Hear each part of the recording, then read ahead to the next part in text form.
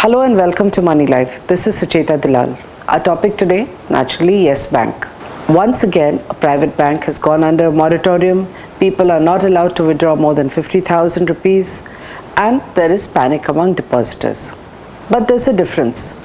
It's not as though problems of Yes Bank were not known. It's been sliding since 2017, and anybody who's been reading the news or watching what's going on would have been careful about their money. I'm not trying to blame people who don't read the papers or who don't understand much about banking and finances. Let's look at why this case is a little different. Now, if you remember, I did a video blog on 13th of February where I said that a very senior, respected and influential private sector person had met the RBI Governor Shaktikanta Das and said that this time let the private banks also be a party to any rescue effort that has to be made. Why did he meet the governor? Because it was very evident that nothing was happening. Yes Bank had postponed its results, had bought some more time, had asked for results to be announced by March 14th, and there was no sign of the government doing anything to either rescue the bank or come up with a solution. There was panic, there was tension, and people were wondering what's going on. A few messages were coming from the government. One of them was that this time the government was not willing to dump the private sector mess and loot onto public sector banks. So then what was the solution?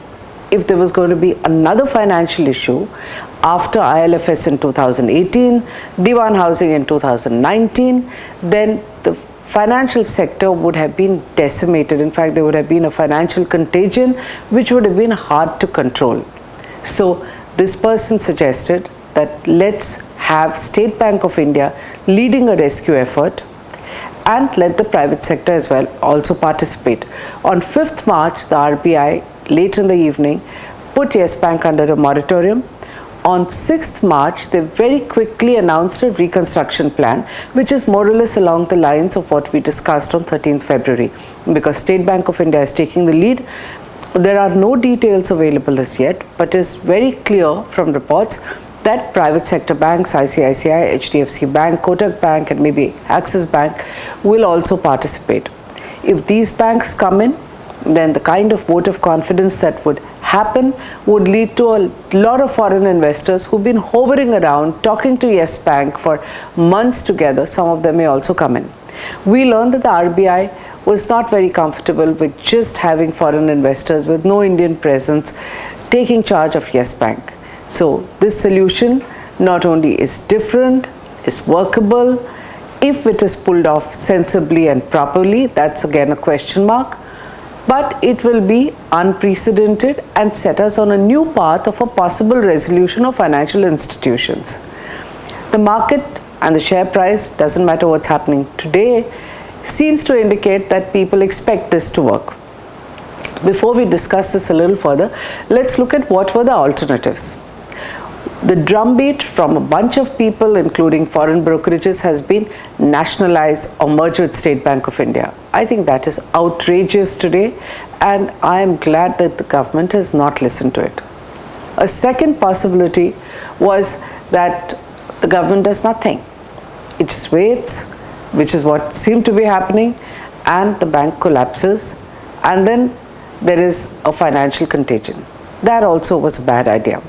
The third issue, which is very dangerous, those of you who've been watching these video blogs would know that I've talked about the FRDI bill, which is the Financial Resolution and Deposit Insurance Bill of 2017. You remember it created panic. It was pulled out of Parliament in August 2018. Then there was, as I said recently, another secret bill, which is called the Financial Sector Resolution Bill 2019. That remains a secret, has not been introduced. Both these bills have something in common, which is they have proposed either covertly or overtly, I'm saying covertly because the 19 one was more covert, that depositors' money would be used to convert into equity and recapitalize a failed bank. I'm really glad that that bill has not seen light of day, because if that bill was in place and people even worried that a bail-in with depositors' money above an insured threshold, of course, was a possibility that itself would have caused such a run on banks. Private sector banks would be hurt and the money would go to safer public sector banks where there is an implied sovereign guarantee. Now, if there is a failure, if there is a financial contagion, who's going to be affected? Naturally, money flees to safer public sector banks. Private sector banks and private sector financial institutions would be worst affected. So when they come and they offer to chip in to revive the bank, they're not doing anybody any favors. They're helping themselves, they're avoiding a future problem, and it is good that they're doing it. And remember, when they come in with the equity, there is the likelihood of a upside. So if the bank works well, they have a position on the board, they have things locked up, there are more investors coming in, and Yes Bank fully revives. Remember, the government has said depositors' money is safe. So with marquee investors and big banks in there, there's no need for anybody to rush and withdraw their deposits, in which case, when Yes Bank revives, the share price goes up. A couple of years later, all these banks who are coming in for the rescue effort, provided the rescue effort works, could walk out with handsome profits. In fact, it has happened in the US in 2008.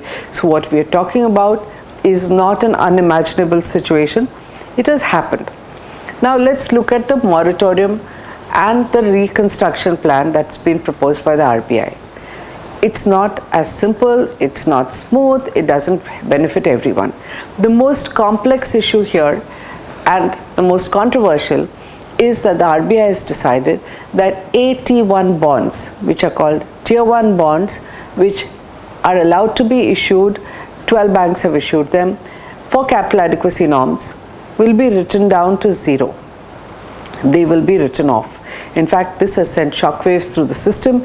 If you look at social media posts, and especially if you look at a thread by an analyst called Deepak Shenoy of Capital Mind, you will realize that even bankers and financial experts who ought to have known better were clueless that these bonds were in fact worse than equity. So if you're interested, look it up. I'm not going to spend a lot of time on the blog explaining this. But AT1 bonds being written down has two issues. One, it hurts institutional investors and mutual funds. So a couple of them, Nippon and Axis Trust, which is a trustee for these bonds, has gone to court. It has also made a proposal to the Reserve Bank of India that we are open to taking an 80% haircut, and if that is acceptable, then for just 20% they're willing to withdraw their case and not litigate. The good thing about the reconstruction is that the RBI had asked for responses and comments and feedback until March 9th, and they have not cast this in stone. They are open to some feedback, and hopefully this is feedback that they will take. Now, this still doesn't help a bunch of very sad people who are individual retail investors who invested in these bonds. This is a really tragic case because Yes Bank itself lobbied, its relationship managers, and I'm going to show you an image of it, have written letters to people persuading them to convert from their fixed deposits into these AT1 bonds, saying that you get a 9% coupon rate and it's locked in for 5 years. So while interest rates are going down, FD rates, as you know, are going down. They're about less than 7%. You are locked in at 9%, and this is safer. Those people stand, these are people who really need that interest. And imagine if even that 20% is accepted, someone who's invested 10 lakhs is going to get 20% of it. And why? Because he's been fooled by the bank, Yes Bank itself, and its relationship managers, who said these bonds were available in the secondary market. Shouldn't there be some action about this? I think so. The problem is that it is our regulators who are sleeping. Now let's come to the role of regulators. While I'm praising the Reserve Bank of India for acting quickly, and of course the Finance Ministry, they have been sleeping on the job because the problems of Yes Bank were literally announced by the RBI in 2017 when it talked about a huge divergence between declared bad loans of Yes Bank and the real bad loans. which means that NPAs, which is non-performing assets, went from below 2% to above 5%. It was huge, created panic. But around the same time, individuals and their own deposit holders, their own customers, were being fooled into buying AT1 bonds, and RBI was sleeping, didn't do a thing, didn't stop them. This is what market intelligence is about. This is what the RBI should be aware of. And the Securities and Exchange Board of India, SEBI, is no better. Okay? So SEBI, believe it or not, in 2017, allowed Yes Bank to set up an asset management company to float mutual funds. And it has permitted it to launch 3 mutual fund schemes in 2019, 2018, as recently as Jan 2020. What on earth does the regulator know about fit and proper? How many times have you heard SEBI taking action against individuals on the grounds of fit and proper? Does it even know to make a judgment? Luckily for us, the Yes Bank Asset Management Company has less than 400 crores under its belt. The point is that this is a bank that was in trouble. It should not have been allowed to start anything new that allows it to pick up public money.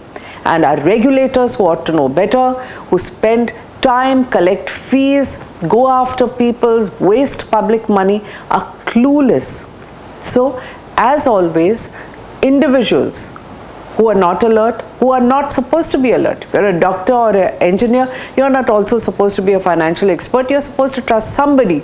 So you trust that the regulator is doing his job, and you trust that your banker, where you're keeping your money, is not going to cheat you. But people have been cheated by both. What is the solution to this? I don't know.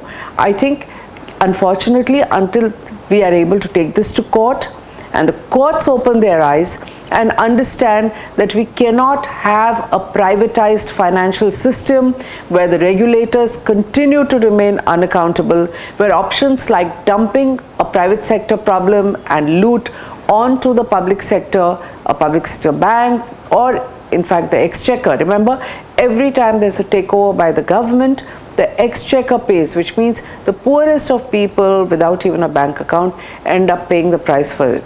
Unless a court orders regulators to pay and hold some people who are responsible for supervision accountable for their failure, nothing's going to change.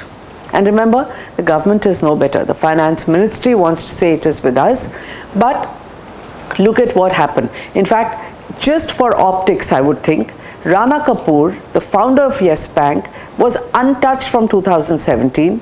About a year ago, sold all his shares. Of course, they were pledged, so it's not that he sold them voluntarily. It is the lenders who had lent him money who sold the shares when the price dropped. This man was untouched until the moratorium on March 5th. The next day, the Enforcement Directorate suddenly wakes up, goes and arrests him, and he's now jailed. How does it help? Yes, action should happen. I'm not saying that he shouldn't have been, but isn't it a little too late? And imagine, some of the BJP leaders and activists are now telling us who are the people who have looted Yes Bank. Who are these? Cronies of this government. So there are about 30,000 crores, 34,000 crores of bad loans. The biggest chunk is the Anil Ambani group with 12,800 crore. The second biggest chunk is the Z group with about 8,400 crore. And who are they close to? The Z group is headed by someone who is a member of parliament for the BJP. So all these optics of arrest happening afterwards is just a lot of eyewash. The truth and the tragedy of Indian finance and Indian depositors and savers is that we get fleeced, we get looted because people are not doing their job. I think one has to experiment, take this to court, and the only hope for AT1 bond holders, the retail ones, there's no point in wasting time knocking on RBI's doors. Let's file a case and let's hope some serious judge looks at this permanent loot and says, let's fix it once and for all with an unprecedented judgment. Thank you so much.